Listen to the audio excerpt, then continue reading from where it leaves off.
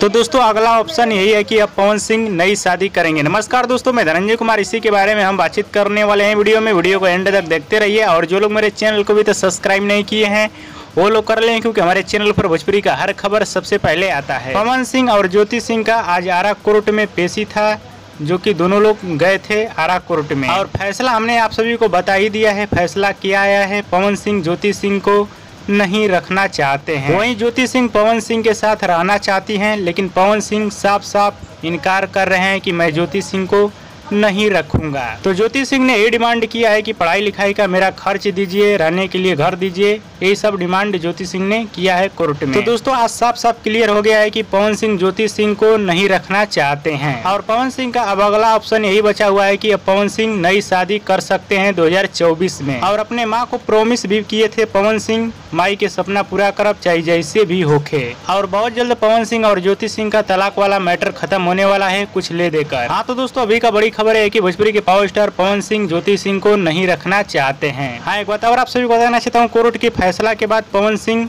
आरा चल गए हैं, यानी अपने घर। वहाँ से घूम घाम के पवन सिंह अब निकल पड़े हैं उत्तर प्रदेश गोरखपुर के लिए, जो कि अपने नई फिल्म का शूटिंग करने के लिए। हाँ तो दोस्तों ये रहा भोजपुरी के पावर स्टार पवन सिंह का लेटेस्ट अपडेट। आप सभी को कैसा लगा हमें नीचे कमेंट बॉक्स में जरूर बताइएगा, और हमारे इस वीडियो को आप लोग पूरा जरूर देखिएगा। और दोस्तों भोजपुरी के पावर स्टार पवन सिंह का वीडियो पसंद है तो ज़्यादा लाइक करें, कमेंट करें, शेयर करें, सब्सक्राइब करें।